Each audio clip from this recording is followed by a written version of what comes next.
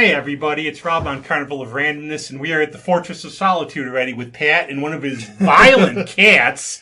No, They're gone. Otherwise, it would be up here. And we have in the Rogues Gallery, we have pretty much all the musicologists today. We have Buck coming from Binghamton. We have Paul and somebody on the phone. I can't see. And we have Chaz. But we're really thrilled and lucky. She'll be in town on April 20th at Abilene. Our own Nick Young's opening. If you've never seen him, he's great. It's going to be like one of the shows of spring. You don't want to miss this. And she's coming to us from Nashville. And we're very glad to have her. Please welcome Lilly Winwood. Hey, Lilly. Hi, how are ya? Very good. Cold. Now, you're coming in the spring, but if you've never been up here before, it could be like 4 degrees still. And my friend, I have some friends in Nashville. And my last friend was up a couple of weeks ago. It's 70 down there. I'm like, well, then just go back. Oh, yeah, man. I mean, the weather here is just so bipolar. Like, one day it'll be like 80 degrees. It'll probably snow this weekend. Like, it's so random. But now, how did you find yourself in Nashville? Because you were born you were in the UK, and can you pronounce where you're from? Because I've taken grief from certain people on the panel about how I pronounce British things, Paul. Yeah, it's Gloucestershire. Is that right? Yeah. So Gloucestershire You're looking at Paul. Yeah. She's from there. No, but I'm asking him. He always makes fun of me how I pronounce British things. My wife's English, and I'm used to getting corrected at home. Yeah. Nice. So how did you find yourself going to from there to Nashville? So my mum is from Nashville, and I was actually born here, and I have some close family ties here, and spent a lot of time in Nashville growing up. So, other than London, it was really kind of the only city I'd ever known. So, as soon as I left school and turned 18, I don't think, spending the rest of my life in Gloucestershire being a musician was, the smart move forward. So, it just so happened that I had a lot of ties here, and it just made sense to move to Nashville. Well, Jill, where are you? You from Kent, Jill? No, I was actually born in London, but most of my family's from Kent. But I did actually live in Westbury-upon-Severn for a while, which is the other side of the River Severn, but still in Gloucestershire. Oh, nice. Yeah, it's so funny. Yeah. I feel like I know so much more geographically about the States than I do in the UK. Like, people be like, oh, Gloucestershire, that's near so-and-so. And I'm like, I have no idea. Neither do I. Which is good. Yeah, go on. I used to drive about 40,000 miles a year for work, so I got to know England quite well. Right. Well, that's cool and everything, but now one of the things I was going to ask, was there a culture shock with the cuisine from coming over? I mean, no. I spent so much time here growing up. There was definitely like specific things cuisine-wise that's like exciting for me and my family coming over here. Like Mexican food just doesn't exist in England. The big thing I keep hearing is hot chicken. I keep hearing hot chicken, Nashville hot chicken. Yeah, Nashville hot chicken. That's a thing. Definitely put your toilet paper in the fridge. Now, you grew up in a music family, I take it. Uh-huh. A little bit. And I've noticed that on our show, one thing in common, a lot of our guests who are musicians grew up in a music family. And did you happen to know, like with your dad, did you get to a point where, okay, he does something for a living most people don't do? Yeah. I don't think there was any really kind of like definitive moment where I was like, this is different. But, I think the only time it really sort of like sank in was when I actually started going on the road with him, and I would do things like sell his merchandise for him, and I was like, whoa, okay, like this is actually work. Yeah. How was it as a child, like a younger person going on the road like that? How was the experience? Oh, so much fun. So much fun. A lot of work, it was such good I guess practice for, doing it now. like on my own terms, but doing it with him, like you really sort of learn the ropes and kind of learn all sorts of like the dark side of touring, if you will. And it was great. It was really good. The sleep deprivation. Yeah, exactly. I've known like some, like you get the promoters where you come in, like unfortunately there was like a place here, it's gone now, but I remember bands coming in from like Winnipeg they would get in and they wouldn't get paid, stuff like that. Right, yeah. Hopefully we, always try to get paid at the end of the day. Yeah. But the only really question I was going to ask about your dad, if you ever heard of a movie called The Ghost Goes Gear? I haven't, no. Mention it to him sometime because it's this movie in the 60s. Not going to say it's good, but there's a scene where the Spencer Davis group is playing on a barge. Oh, nice. Yes.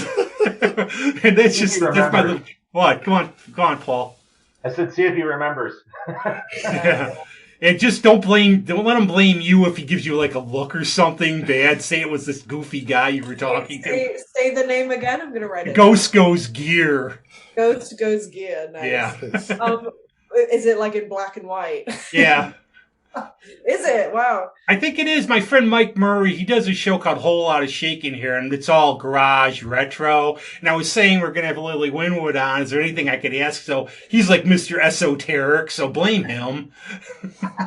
Everything. But, so it's 1966. The blurb here is a festival of pop singers becomes the unlikely saviors of a haunted mansion. It does appear to be in color, and it sounds ridiculous. Sounds very Scooby-Doo.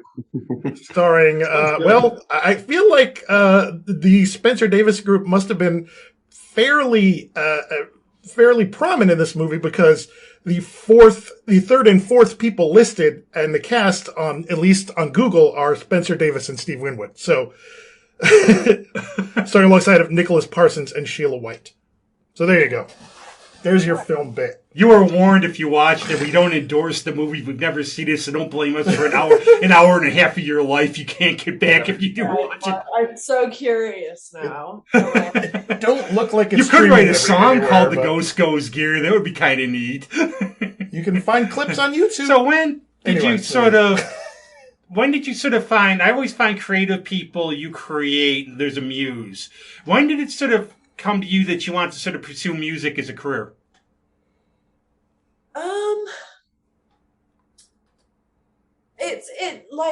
It came in waves, honestly, like through different things. I mean, being an artist is, a musician is just so many different forms of creativity and different kinds of artistry. And I think I started like playing guitar when I was 8 years old, and I was just really, inspired by things like I was obsessed with Slash growing up. I just really wanted to be like a killer guitar player. And then, as you get older, obviously your passions change. And then as I became like a teenager, I got really into like songwriting. And, I think there's such a aspect of like storytelling, and I just love the kind of way that songwriting works. So obviously, the genre of music I was playing sort of shifted a bit. And being in Nashville, it was, definitely influenced by like country. But I'd say that's kind of how I got to where I am today, just sort of playing and singing and writing. I think it's the place. If I was in the 1960s, I'd want to be in swinging London. Now, if I wanted to be part of a music scene, it would be Nashville or Austin. Oh, yeah. Now, tell me if I'm completely off base, but listening to some of your stuff, I hear some John Prine. Yeah. Oh, wow. That's a compliment. But is this off base or not? Are you a fan? Are you? Oh, absolutely. I mean, I feel like you kind of have to be. I feel like he's the sort of all shining, power that every songwriter in some way kind of looks up to. You're playing at the right club here for saying that. Yeah, you are. Yeah. Yeah, they did a John Prine tribute night not that long ago. It was fantastic. Lots of love for it. Nice. Yeah. But you really, I've seen you found your own voice, and I mean, I think Mark wanted to ask you something about that. When I said you were going to be on, he managed to listen to a whole bunch of your stuff because he's thorough, unlike some of us. And what were your thoughts? I'm not as thorough as you think. First of all, Lily, it's a pleasure to meet you. And full disclosure, I graduated high school in 1986, and your father provided the soundtrack of much of my adolescence. And I think one of the things that really strikes me and what makes him stand out, and I was pleasantly surprised in listening to you, is that, the quality of vocal is just it's incredible. And also I see a certain similarity in the look in your eye when you sing, when he sings. There's just, it's the singing face. The Winwood singing face. But really, because you talk about, learning guitar and all that, and being someone who's, sings and plays, the effort that you put into learning to play an instrument, but the voice as an instrument, did you find it something that you really, it came natural to you, or is it something that you've really put a lot of effort into studying, as far as, placement, and those type of things?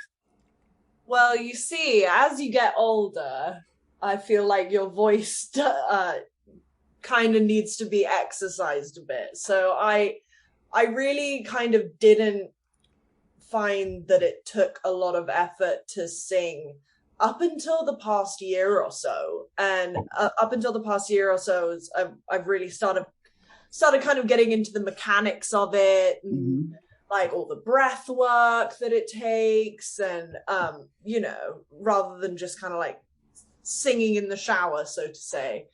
Did that coincide with touring? Does it coincide with touring? Like like having to work on the voice and really work at absolutely and I was actually just saying to somebody the other day, I don't know if this is just like come with age or if I'm really just becoming like that haggard, but I'll find like after 2 days of just like rehearsals and then like an hour show that my voice, like I will fully need to kind of go home and shut up and like rest my voice, because it'll get pretty strained. And so I think definitely with touring, whether I actually stick to it or not, it's definitely a good idea to, do your vocal exercises. Chaz, did you want to say something? Yeah, I'm honored to be in on this too. You got a lot of fans here. Do you think you know how to play "Sweet Child of Mine"? Yeah. All right. Oh, we go. I've been waiting for this. Here we go. Wow. It's not plugged in. Oh, okay. Well, we can watch your hand, I guess. That's good. She. listening at home. Lily's playing her electric guitar without it being plugged into her amp.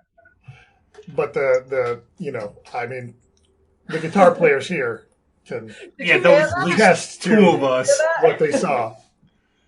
God didn't want us to hear that for when I said that, so he flash. It's it's the perils of remote computer recording. Actually, going back again for influences, Guns N' Roses, in terms of were you a Traffic, Blind Faith fan, any of that, or were you sort of like, yes? I mean, yeah, of course I am. Well, you have to be. You should be. Everybody should be. Well, that's a thing you notice in people who have grown up with musical artists in the family. Is there one or the other? Either they're all all in, or they're just no. I want to go this way, which is. I mean, I natural. Will say I love a Steve Winwood concert. I'll bring like all my family will get together, and we'll bring all our friends, and it's a dance party. Yeah. And you toured with him, and opened up for him, correct? Yeah. Few years ago. Yeah, 2018. Yeah, I came across a lovely piece just on my YouTube feed. It was your father in front of a crackling fire, and he was playing "Can't Find My Way Home," and it was just like, wow, it's just, and you could hear the pop, the snack, crackle, and pop of the fire. It was really quite something. So I take it, was that on your property in England where he had filmed that, or you have no idea? It wasn't your turn to watch him, apparently. I was going to ask you, how did the Higher Love... Well, by the way, very, very good cover of Higher Love. I love it. No pun. I like it's stripped down, your vocals, keyboards. Yeah, that Higher Love, I was 17 when I recorded that. I'm 26 now, so it was almost 10 years ago. And I was home from school because I was sick that day, and I had like just a really kind of like nasally voice and so sick, and my dad was like, "Hey, come in here, come get in this booth, come sing." I was like, "I really don't want to." Like, put yourself to work, come on, sing this. And I did. I have another question for Lily. This is Chaz again, about Nashville. So favorite local club or favorite band that you might want to go see that we might not have heard of? Oh. Or not favorite, just what might roll off of your mind that you are familiar with lately. There's a little club over so I live in East Nashville, and I love all the people over here are just like super supportive. There's a musician around every single corner, but I'd say my favorite club is this one called the 5 Spot.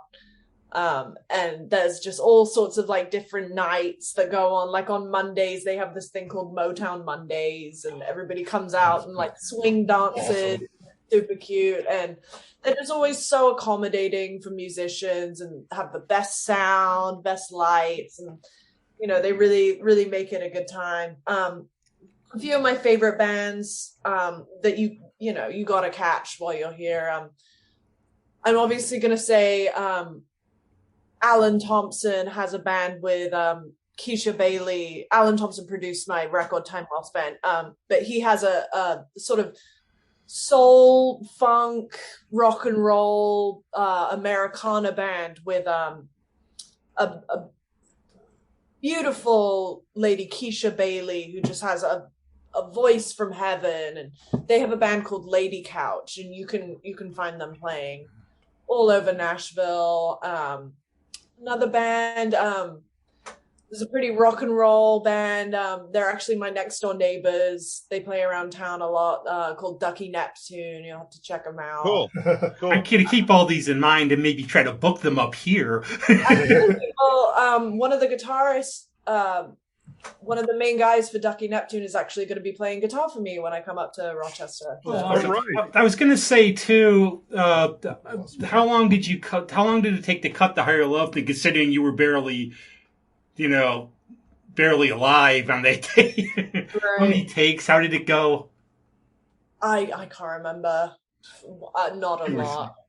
I know we just wanted to do it in that specific style, and it was kind of more experimental than anything. And then so that I was honestly a surprise when we released it. Well, it shouldn't be. It was really good. It really was. I loved it. I was listening to it all yesterday. It was like... But now, when you started doing your own songwriting, what was your process? How did it come about? Was it sort of just in general? Oh, it's so different every time. Every time I write a song. That's what I've heard from everybody pretty much. It's like, it's anything from like forcing yourself to sit down and like throw up words onto a piece of paper, or just, I'll be walking down the street and like a cool melody will come out of my head and it'll just sort of flow out like that. Do you have that on your phone or I've noticed like my friend Adriana does it. Everybody we've had on it does it, where you'll be talking to them, all of a sudden they got to jot something down because an idea came in their head.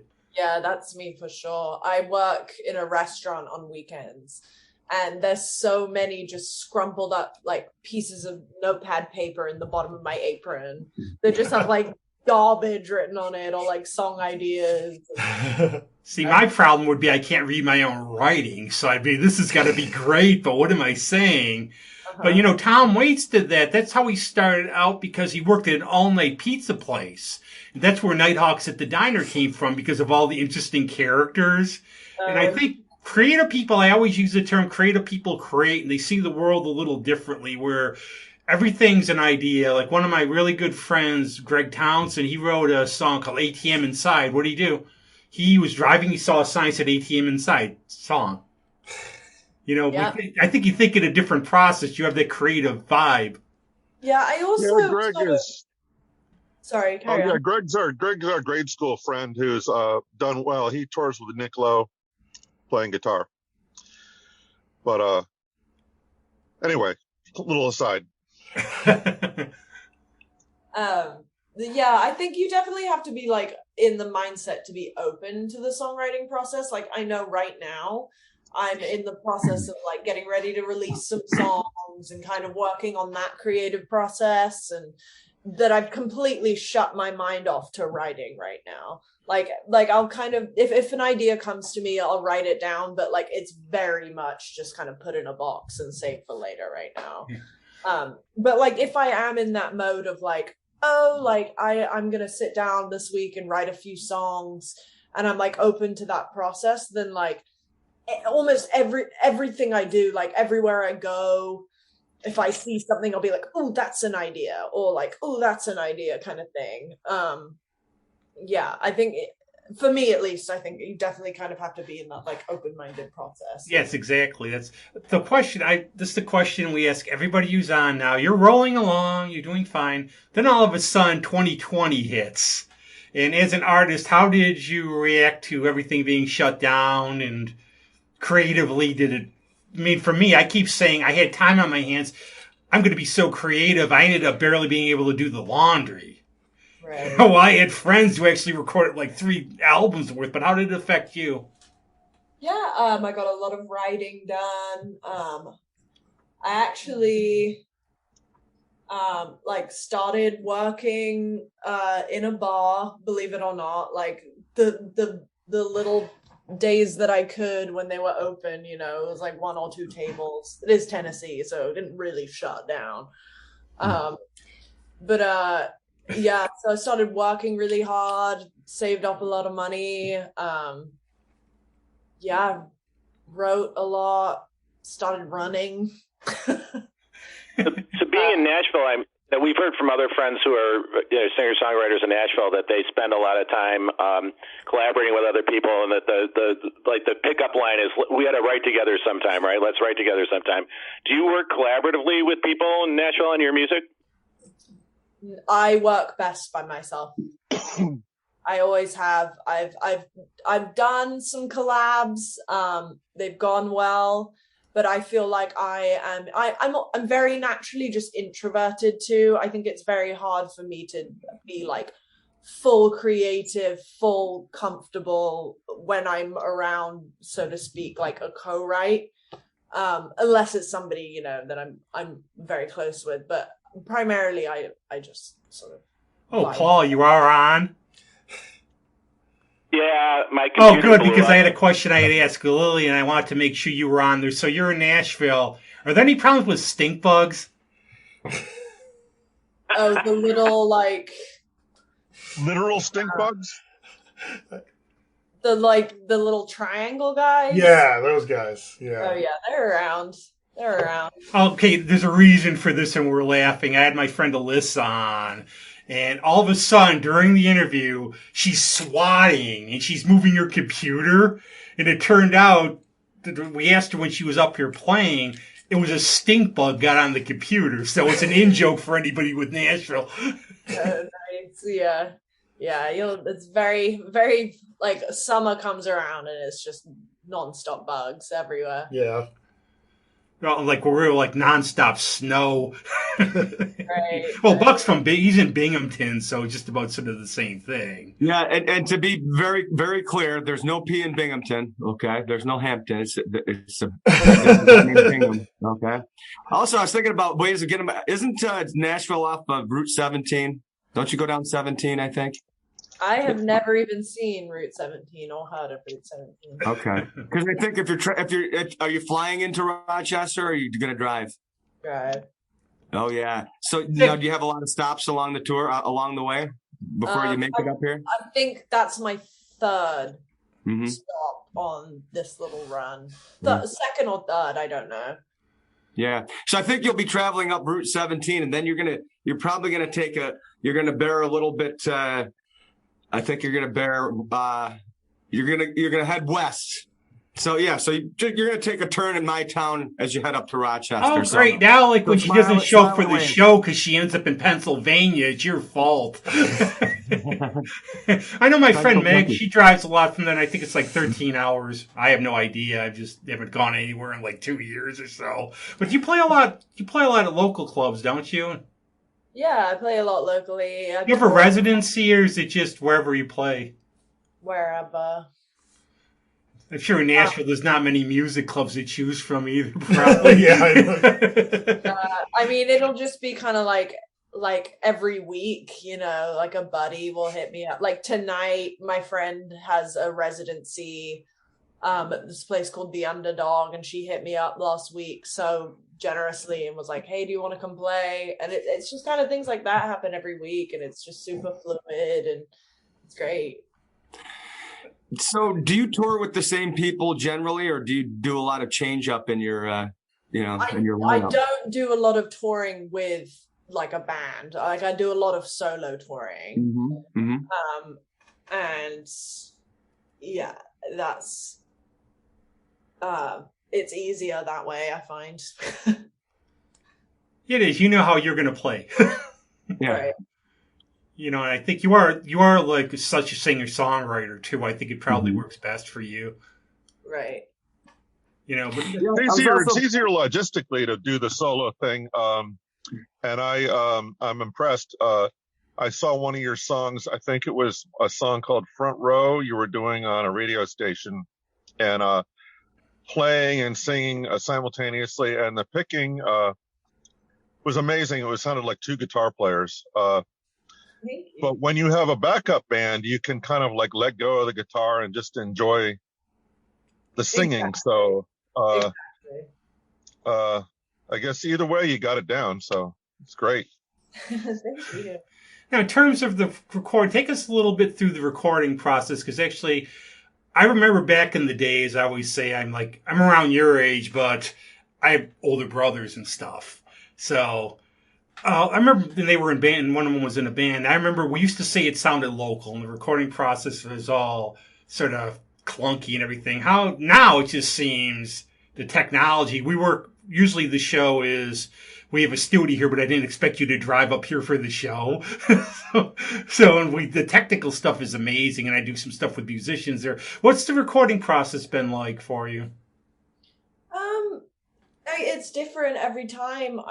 I think the most recent songs that I've done is like the most comfortable I've ever been in a studio setting in my life, and it was just like the best way of working. The way we're so blessed in Nashville to just have the array of like incredible musicians. Just literally there's like 1 in every 3 people is just an insane session musician. So I have a band that I regularly work with who are just super, super good. And I had all my songs. And so the process was we went into the studio. I had sent them sort of like really rough MP3s of my songs. And then we sat down and I played the songs for them acoustically, kind of gave everybody a bit of direction, like production wise. And then we just kind of got in the studio and did about 4 or 5 takes for each song and just kind of knocked it out right there and then. And then anything else I wanted to do on top of it. Like I would sing and play separately to the band playing so that I could come in and redo my vocals and kind of put anything else I wanted on top of it. And it's super easy process. And I think, these next songs that I'm going to put out, like, these musicians are just so great. And there was nobody really sat in the producer chair, so to speak. I think everybody kind of like put their own spin on it artistically. And I just kind of have them to thank for that. You really think, like, you are quite the lyricist. I've been trying. I can actually understand you unlike some of the bands my friends are in, which I can't understand it if I've heard them 100 times. But you seem like you really put something into the words. Yeah, I think that's important. And there's no, like, you know what I mean or whatever. You have a way with phrases and everything where it's, like, not just, like, the throwaway, what can I say now? Love is good. Love is cool. Right. Yeah. I think a song, I don't normally make songs or write songs. I find it difficult to write songs that aren't real, that aren't true, that don't actually resonate with me. Yeah, then when they're born, as I'll call them, are they pretty much, have you had any songs where it started as one thing and by the time you recorded or you were done, it was like almost completely different, or do they pretty much stay the same? Oh, I mean, I think songs never really come out exactly how you were imagining. If anything, they always kind of come out a little better than I was imagining. But I think one thing, you just have to kind of be vocal about what you want, what you don't want, how you hear things, and how you kind of want it to sound. And it might even turn on a phrase. There's a story of Tom Petty. I have his deluxe Wildflowers disc, and the song "You Wrecked Me." It was originally "You Rocked Me," and he wasn't even going to record it because he was saying, "Come on, you rocked me. Everybody says that." And I think Mike Campbell or somebody suggested "You Wrecked Me." He's like, there we go. Yeah. But if Chaz or Buck, you want to speak on this, the songwriting process, what would you say in terms of what she said? I'm not as prolific a songwriter, and I'm kind of a little bit out of the biz these days, but I find that some of the songs that I've written are just so spontaneous. Like I remember once doing a gig, and it was a wedding. It was a couple that used to come see us because we kind of set up residence at this bar called Nips Park Avenue Saloon in my town. And, we went and played this beautiful wedding, and all our regulars were there and all that. I'm thinking, wow, what a great bunch of people. And so I woke up the next day and in about 15 minutes wrote a song about them. That was the one I did on your podcast that, just basically describing the scene. And, it's a little backwoodsy, we're the largest city in a very rural area. So you get all kinds of characters coming in and out of the bar. And it was just a description of what actually was going on. And it's, I find that some things just kind of write themselves, Exactly. Chaz, anything to add? No, I agree with both. Everybody here. The spontaneity is, the muse hitting is when it's fun and when it just happens. And I think there's such a thing as trying too hard. Yeah, it will seem contrived. Yeah. Yeah. So I have to ask, you think you would ever do a Guns N' Roses cover? Yeah, for sure. Yeah. And what would you want to cover? Oh, I don't know. Pick one out of the top of your head, whatever comes up first in your head. Like November Rain is such a pretty song. Yeah. But we would do like a trimmed down version of it. I bet it wouldn't be like all the theatrics and everything else. Right. They're just true rock ballad. Yeah. They did when they played here at Ralph Wilson Stadium. They did a 28-minute version of Paradise City. So Hey, I got a question for Lily. Go on. Are you only a guitarist, or do you play bass or keyboards or anything else along the way? I can, probably not confidently enough to do it live. Yeah. So bass and keyboards. I have a pedal steel actually right here that's just been collecting dust for like God knows how many years. Did they just hand those out when you get to Nashville? They're just like, you better have one of these. Somebody might come over. I wish.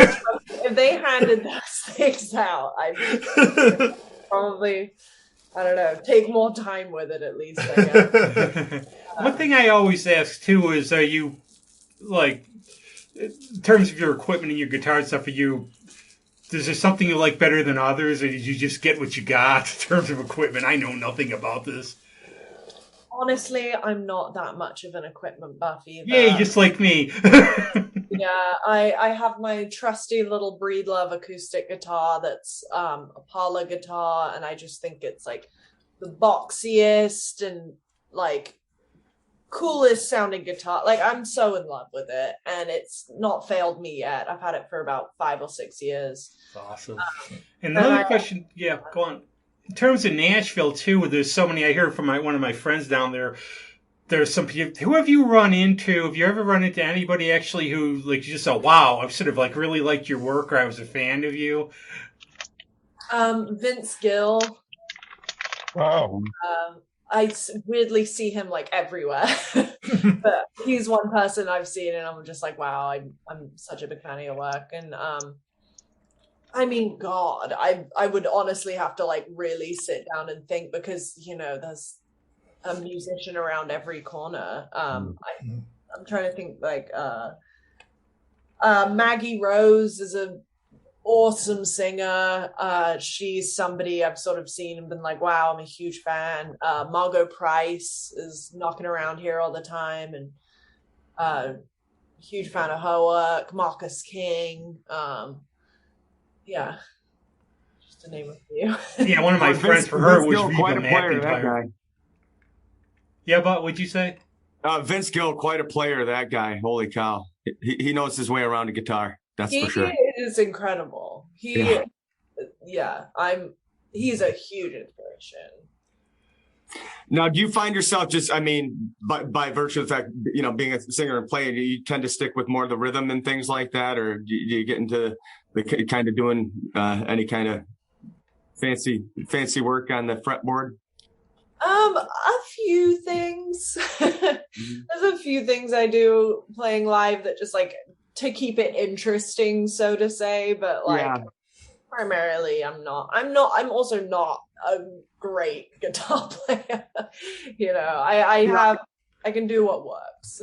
You know, I kind of I do like to collaborate with people sometimes, because I did kind of like the one man thing for so many years. And it's just like, sometimes just to get that extra layer of sound from somebody else is kind of fun. But I think also as a guitar player, for me, it's like, because I enjoy singing so much that I kind of just, okay, now that I can play the structure of the song, let somebody else worry about all the fancy stuff, you know? Exactly. Yeah. One of the other little fun questions I just ask in terms of like I think you're really good and your voice is incredible. But now, if you ever wanted to cover another genre ever, what would it be? Would it be like metal, like Guns N' Roses, or? Stop with the Guns N' Roses. Hey, she started it. I did. I mentioned it once. I'm like, oh man, I don't know. Probably like something like in terms of cover wise, like the music I listen to isn't anything like the music that I play. Like I'm really into like indie rock. Like I love War on Drugs music. And I think like if I were to cover any other genre, it would probably be like mainstream pop or like something like that. That'd be kind of... Now, do you have a favorite song of your dad's?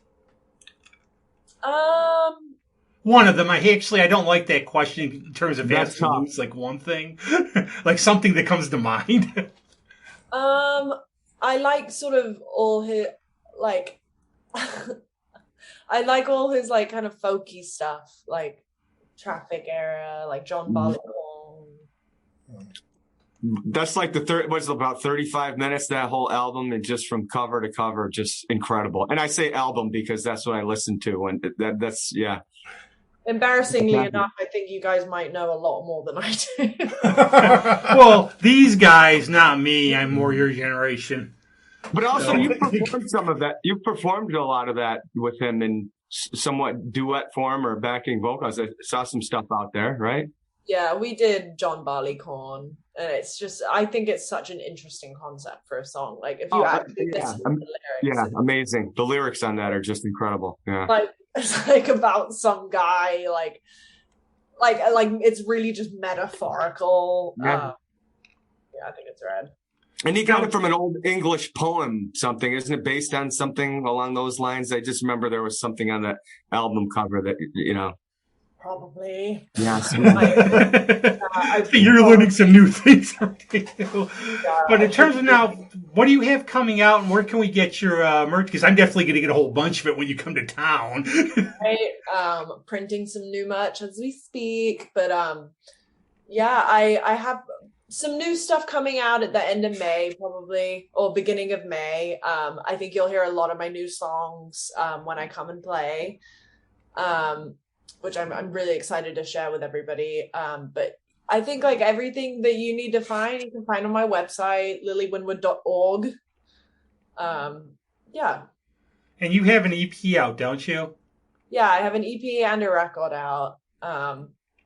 EP was produced by Joshua Barber. He's an Australian producer. He's worked with like Goche, and he did a really great job with that record. And the full record was produced by a good buddy of mine, Alan Thompson, and Alex Munoz, who's worked with like Margot Price and a whole bunch of like country artists, and just super, super talented. Yeah. Yes, I think you really enjoy playing here too. Danny's really committed to music. He goes to look, and there's really, the crowd's very attentive in terms of you're not going to have like people like dancing, playing a jukebox behind you or anything. Yeah, I mean, I've had nothing but amazing things. You might be able to, okay, it's Rochester, so it's late April, so that means probably be like 10. But you might be able to play in the back, maybe. Otherwise, inside, it's all good though. So It'll that'll be 10 o'clock or 10 people. 10 degrees, 10 degrees outside. April? Yeah, you never know. You're almost guaranteed it'll be raining at the very least. If Yeah. it's not cold, it'll definitely be raining. Yeah. Paul, I forget you're there, Paul. You have anything you want to ask Lily? Is he there or not? Did they die? There, I just, Question? There he is. Anything to add, Paul? What was the question? Anything to add? No, you want to ask we're Lily looking- anything? I forget you're there because I see a little phone icon. We're looking forward to seeing you very much. Definitely. It's in Yeah. April, so if you go in March, you won't be there yet. So. So, Lily, how many cities are you doing? Buffalo, Syracuse, Rochester. Oh my God, I'm blanking. That's okay. Have you traveled the Northeast before? Six, 7 shows. Have you done the Northeast before? I have, yeah. This last summer, I did a run with Brett Dennen, and we did like Cleveland. Well, I guess that's like more Midwest, but we did kind of like up in Portsmouth. We did New York City. Okay. A couple in Pennsylvania, couple Okay. like, outskirts New York. Yeah, but I'm excited. I'm excited to go do like a full kind of solo thing, and yeah.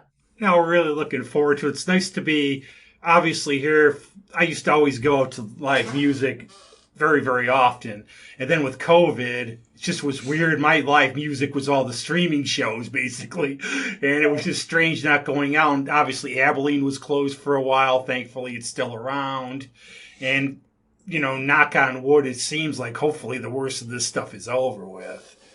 So it'll be really good to see you and everything. It'll be just cool. I'm glad you're coming to town and everything else. And anything, Chaz? No, but everybody's excited, and it's great to see somebody kind of in the prime of their what they're doing. So thrilled to have you on the podcast today. Yeah, and really the other thing too is already from what I've listened to, you're in mind now. Every time you put something out, I want to see where you go. Like it's just I've seen songwriters. I've worked with songwriters from the beginning, and watching the progress through the years is just really, really cool. Yeah, So it's going to be well, nice I'm to see really you. excited to share with you all, and like I can't, this is just filled my heart so much, and I can't wait to play for you all and meet you all in person. So, cool. Rob, are you going to make her eat a garbage plate when she comes? You're talking about Why does somebody always have to say this? Okay, I have to explain this to you. When you're in town, there's a thing now. I take it you're not a vegetarian? I'm not, no. Okay, I have to ask because about 90% of my friends are, so I just have to ask that question. Right. Now, okay, you said it. Explain what that is to her. Well, ask first. Have you ever heard of the term garbage plate? All I know, it was something that people would bring back to the dormitory, and you could smell it for the entirety of the weekend. It's a Rochester thing. Yes. Sounds delicious. It's a Rochester hot chicken. Don't do it. Don't do it. If you want to try one, I'll really bring selling it. Now, if you want to try one, I'll bring one. If you're serious, I'll bring one for you to the show. I'm not serious. Good, thank you. Thank God. Thank God. I got 2 rules we got to do. We got to not bring her a garbage plate, and do not heckle her about playing Sweet Child of Mine, and everybody's good. She started that. I didn't know she was a fan. No, the garbage plate's this thing. It's basically the drunk food when you're in college and you regret it for a week afterwards. So just a big pile of greasy food, really. Like going out for an Indian after the bar closes. Yeah. I think they call it grub. They call it grub, right? It's grub. Yeah. Just tell me what you like when you're in town, and I'll tell you where to go. Okay, I'll make sure you're safe. Good. I think that is an apt, analogy for if you're looking at it from a British perspective. Is it's like getting a big old sloppy curry. It's just basically just a street burger, food. hamburger, bunch of potatoes, bunch of beans and salad, and then they dump this meat sauce on it. And then if you pull up, the grease is likely to make it go through the styrofoam. But I saw those English breakfasts last time I was in London. Those things are pretty nasty looking too. So right on. I couldn't eat one of those English breakfasts. I was just when we were over there, I'll pass, but each his own. Oh, come on, Rob! I live on that stuff. Yeah, that's why I can't understand how you're still alive sometimes. But thanks a lot, Lily. We really appreciated it. Yeah, thank you. And once again, it's April 28th. And again, if you've never seen Nick Young, he's a friend of mine. He's opening. He's really good. So it is going to be a great show. And once again, because everybody has short attention spans, where can we find all your stuff? lillywinwood.org or anywhere you listen to music. And for tickets to her show, just go on the website, stop down. Well, not you're playing and you're in Nashville, but if you live locally, just go down. They'll give it to you at the bar. The website's very easy to navigate. Even I could do it.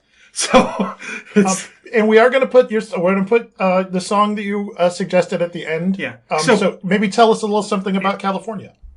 Well, it's the biggest state in the union. Well, Rob, sorry, I can't help myself. I can't help myself. Sometimes I have a bad sense of humor. Go on, Lily. Oh my gosh. It's a song I wrote about my very first trip to California. It was just kind of this really magical experience, and I was just kind of so overwhelmed by it that I had to write a song about it. And all right. Very cool. And the last thing is, what is the poster behind you? Say it's driving me crazy. It's actually a show poster of me and my dad when we played the Rhine here in Nashville. Awesome. Well, thank you very much, Lily, and looking forward to seeing you in a couple months. And that's all. Thank you. Thanks to everybody in the Peanut Gallery and the. Nice to meet everybody. Nice to meet you. Yes. Take care. Have a great tour. Thank you. Nice to meet you. Nice to meet you as well.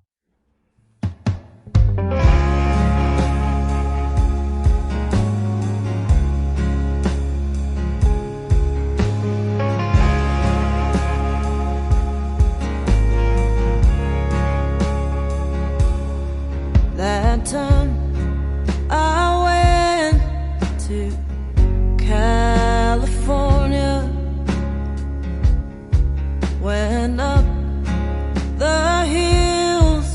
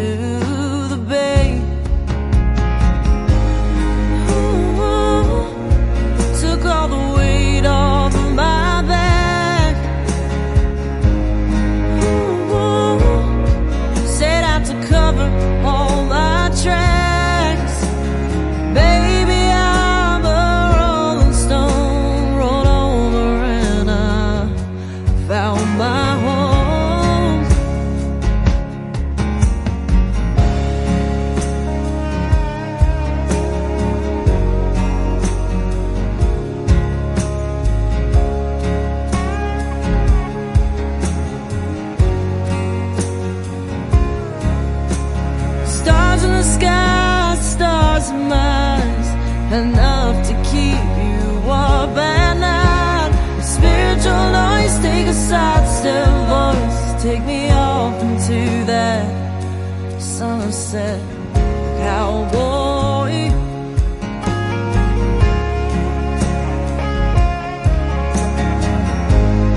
Ooh, took all the weight off of my back. Ooh, set out to cover all my tracks. Baby, I'm a rolling stone, rolled over and I found my home. Baby, I'm a rolling stone, rolled over and I found my home.